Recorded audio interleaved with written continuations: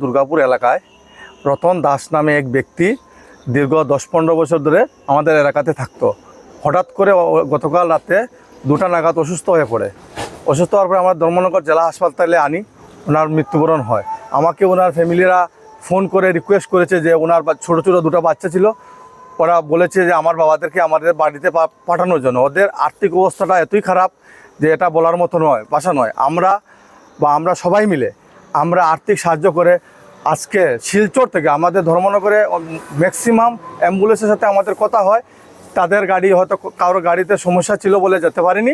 আমরা শিলচর থেকে গাড়ি ম্যানেজ করে বর্তমানে আমরা রাত্রে 11টা বাজছে, আমরা ওদেরকে শিলচর ছেড়ে এসে আজকে আপনাদের সামনে আমরা এটা বলি। কারণ বিশেষ করে এটা আমাদের বলার উদ্দেশ্য, আমরা ধর্মের প্রতি বিশ্বাস না, মানুষের প্রতি বিশ্বাস। কারণ উনি যে রতন দাসবাবু আমাদের এলাকা থাকতেন, আমাদের সাথে ওনার একটা খুব ব্যক্তিগত ভালো সম্পর্ক ছিল।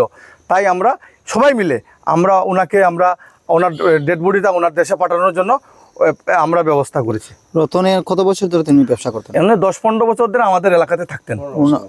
ডাক্তার আপনাদেরকে কি বলেছে, কি রোগে আক্রান্ত হয়ে উনি মারা গেছেন? হঠাৎ করে উনি বিভিন্ন টেনশন ছিল বাড়িতে, ওনার মিসেসের সাথে আমাদের কথা হয়, টেনশনের কারণে হার্ট স্ট্রোক করে উনি মারা যান। আমাদের ধর্মনগর আর পুলিশ প্রশাসন আমাদেরকে অনেক সাহায্য করেছে ডেড বডি নেওয়ার জন্য, বা ওনাদেরকে আমরা ব্যক্তিগতভাবে ধন্যবাদ জানাই। কারণ ওনাদের সহযোগিতা ছাড়া আমরা পারতাম না। কারণ ধর্মনগর পিএস আমাদেরকে অনেক সাহায্য করেছে।